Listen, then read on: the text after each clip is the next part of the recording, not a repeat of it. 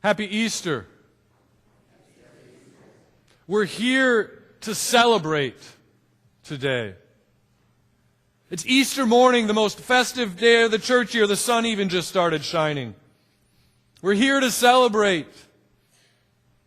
And I imagine for many of you, your celebrations will continue when you leave this morning, if they didn't already begin yesterday or last week or another day this week. Easter is worth celebrating. I'm glad that you've chosen to spend your Easter morning here, celebrating the resurrection in this place. This morning I invite you to pause in the midst of this celebration and think about other things you celebrate. When life is worth celebrating, a birthday, an anniversary, a new baby born, a new job, a new house, acceptance at the college that you desire. How do you celebrate? Where do you celebrate? With whom do you celebrate? You probably celebrate with people whom you love and who love you. In ways worth marking such a celebratory occasion, good food, good drink, excellent dessert, maybe some dancing, either the formal kind or the happy little dances so many of us do when no one's watching. Maybe you go somewhere special to celebrate, and then the celebration continues wherever you call home. Now I invite you to think about the opposite of celebrating. In moments of terror and fear, at times of grief, sorrow, and loss, where do you go? And whom do you need to be with? Most of us would probably want to be around many of the same people we'd celebrate with, maybe also at home. The tenor and the mood would be starkly different from a celebration, but the people would be similar.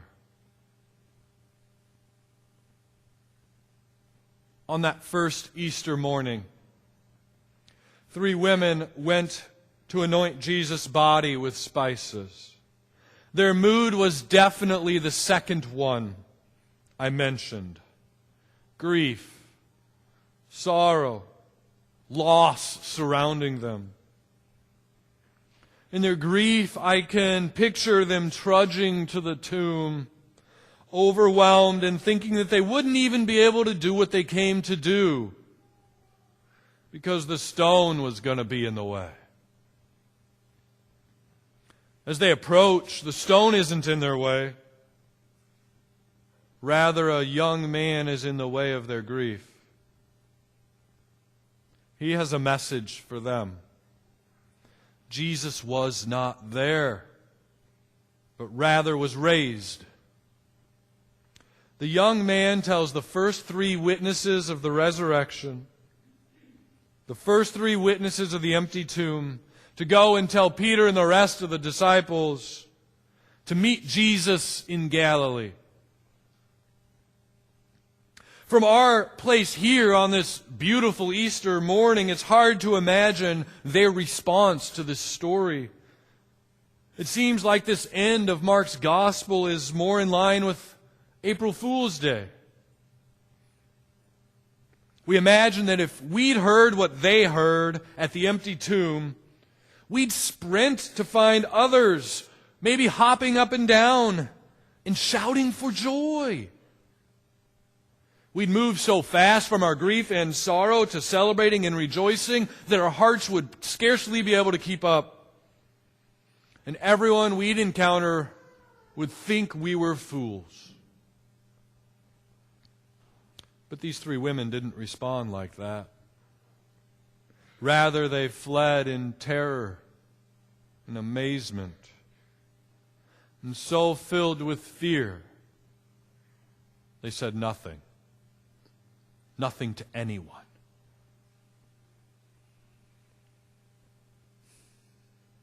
But here we all are this morning, celebrating.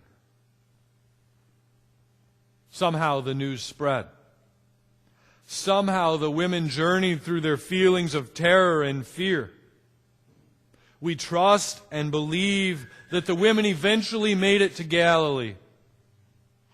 We know this because we all sit here this morning, joining Peter and all Christians of every time and place as witnesses to all that Jesus did.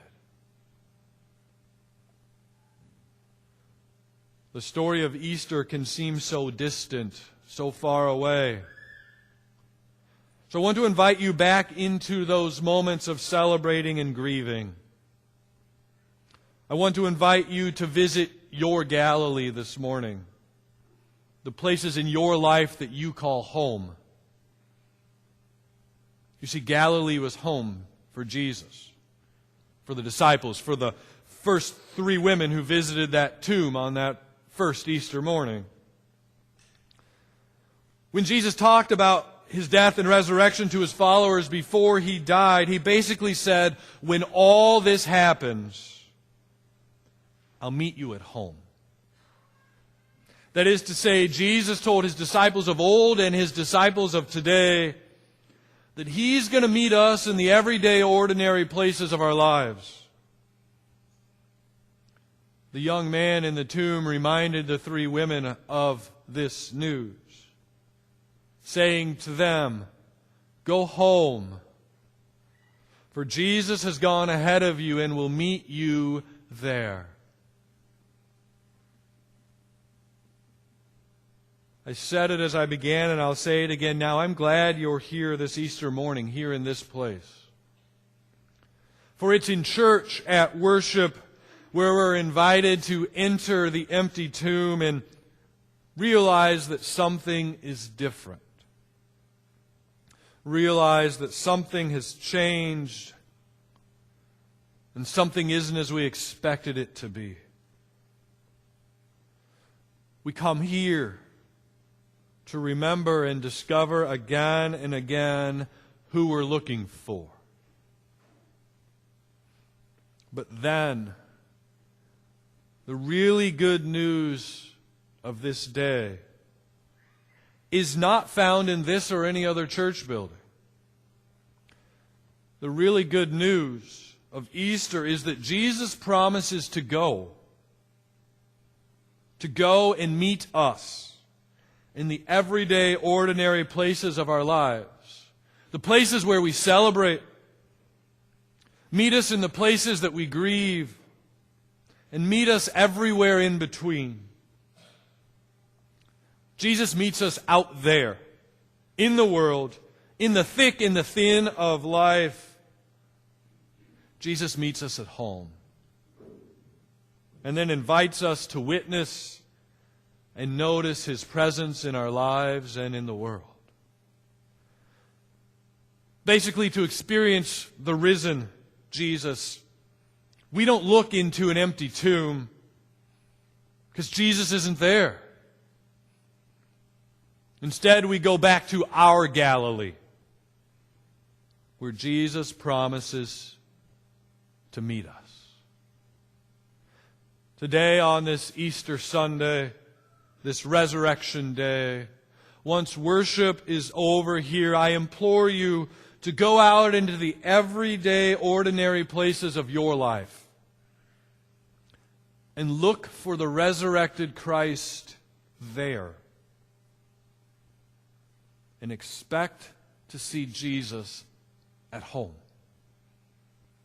For just as the green blades are beginning to rise out of the cold earth, Jesus is risen in the places of your life. Go home, for Jesus will meet you there. Amen.